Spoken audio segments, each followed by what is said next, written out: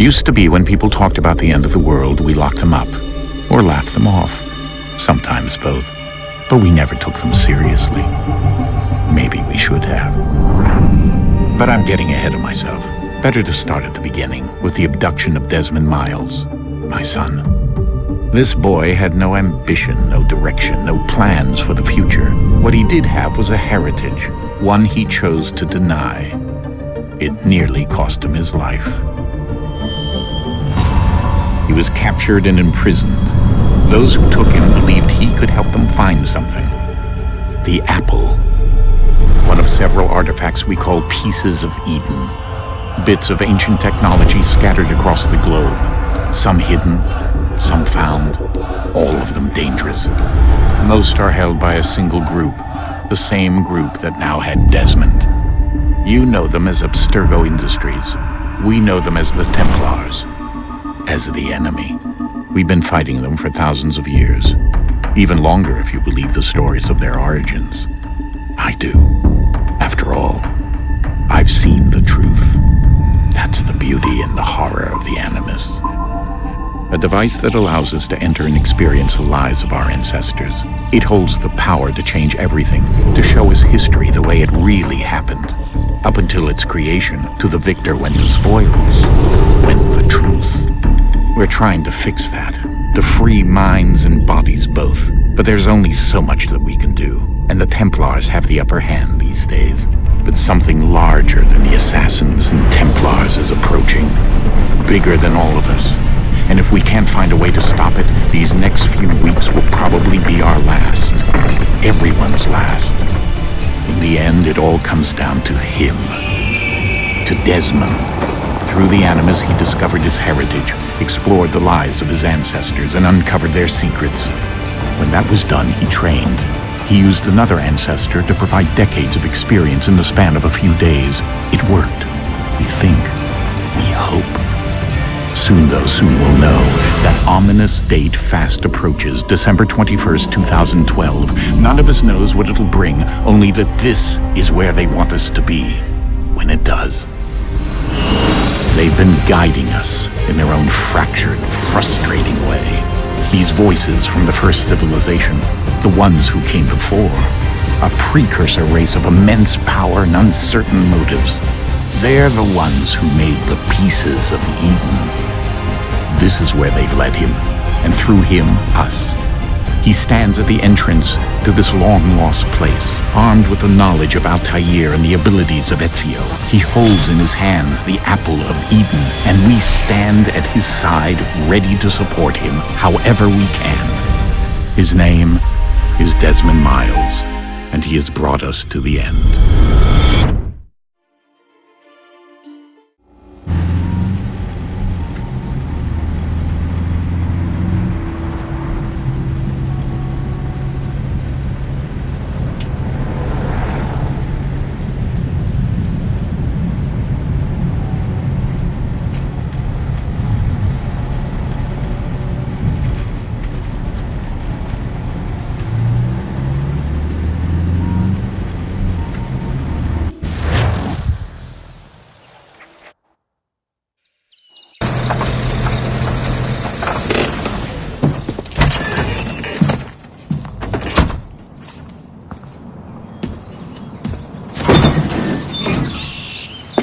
We're here.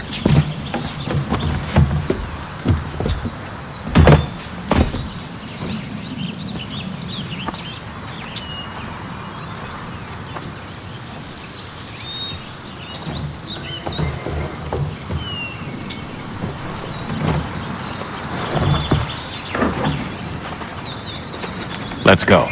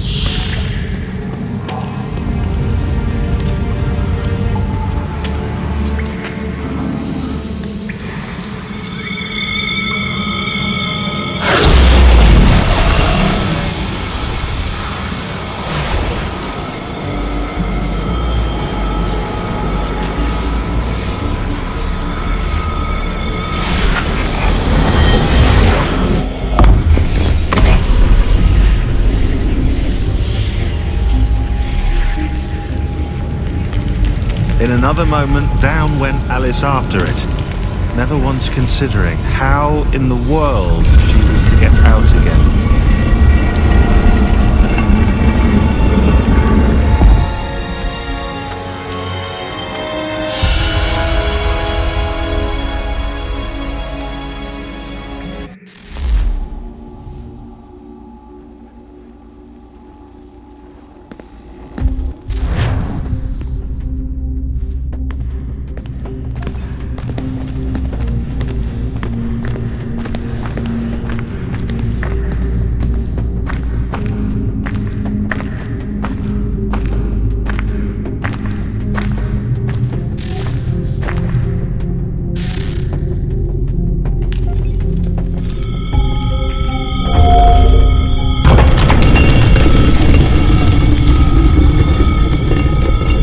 I think we're here.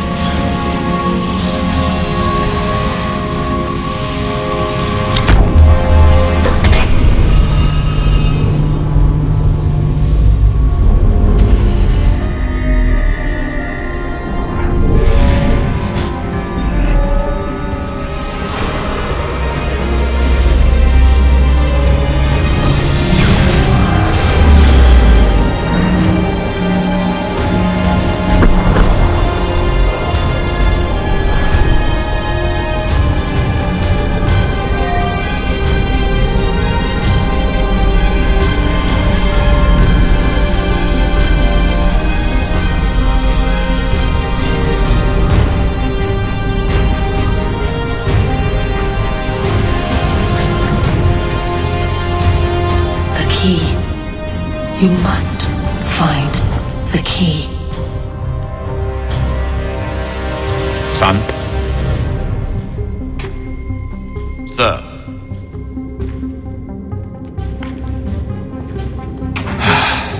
Here we go again. Desmond? Do you hear us? Yeah. What happened? The temple triggered a bleeding effect. You collapsed and entered into a fugue state.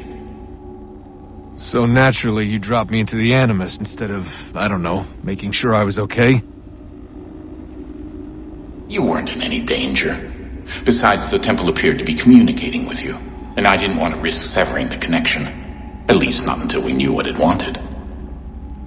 Right. Of course. Son, No, it's fine. I get it. And I know what I'm looking for, by the way. It's a key. Just no idea where it is, though. I guess that's why she triggered the bleeding effect. She? Juno, Dad. She's talking to me. Okay, Desmond. While you were, visiting Constantinople, we picked up a software update for the Animus. I'd like to run a couple of quick tests, make sure there aren't any major issues.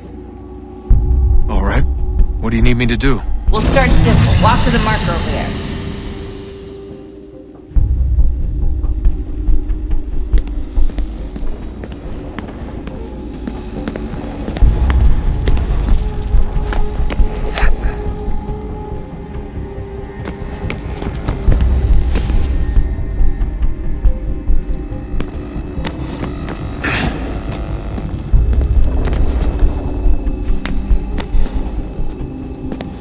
Okay, Desmond. Let's practice climbing on these objects.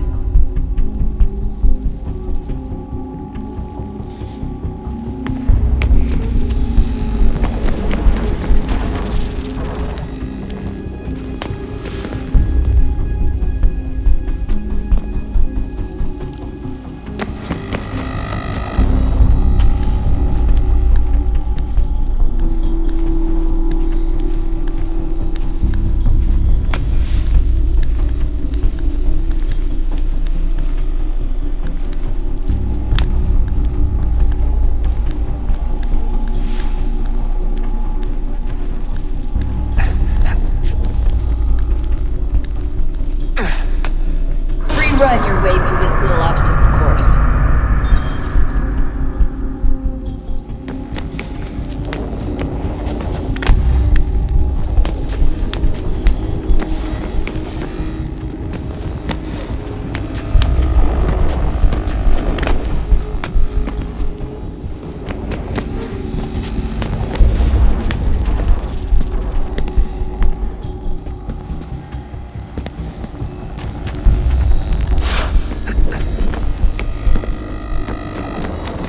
That's a constraint. These are optional objectives that raise your synchronization rate.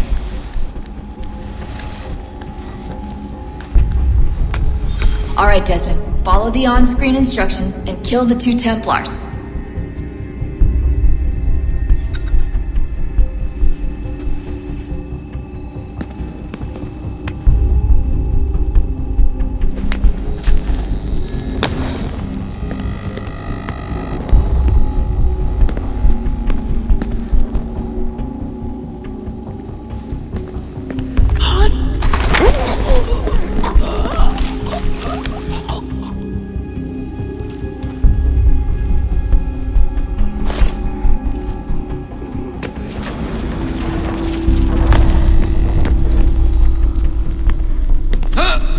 All you have to do here is jump the gap.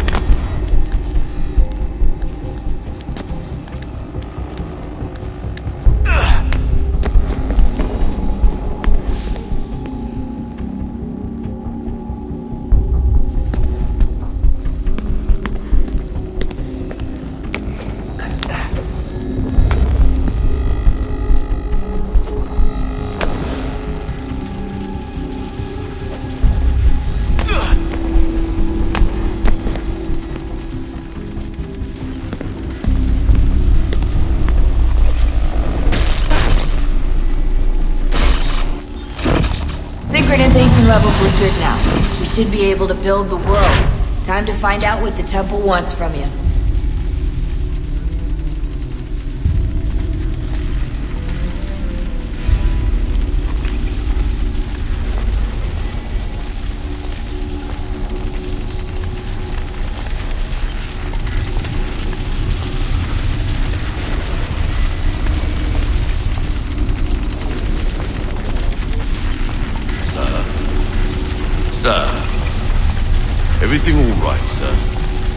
Yes, fine. I'm just preoccupied, that's all. Don't forget your invitation. Master Birch will be meeting you inside. Thank you. Where shall I retrieve you once you're done? Front of the Opera House. And be quick about it. Don't expect to be here long. I'll bring her round at once.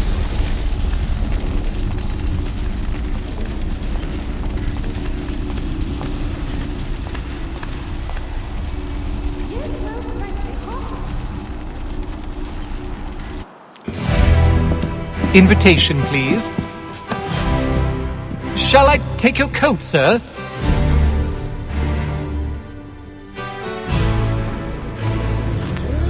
Well, so he says, but you and I know better. Ladies and gentlemen, you are requested to kindly find your seats. Such salting actually kept it in an edible condition that long? You do surprise me. Well, I will have to try your audacious technique myself. Good evening, sir. This way, please.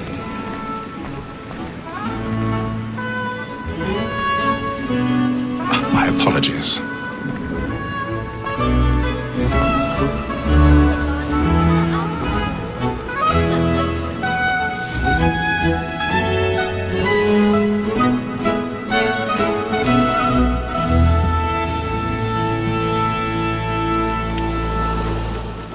Evening, Hatham. Reginald? I can't tell you how happy I was to hear they'd mounted this revival. Gay's best work by far. Have you seen it before? Once. My father brought me here as a child. Though I remember little of it. But I suppose tonight will afford me the luxury of a proper viewing either. No, I'm afraid it won't. On to business then. Do you see him? And the statesman, because he's so great, thinks his trade as honest as mine.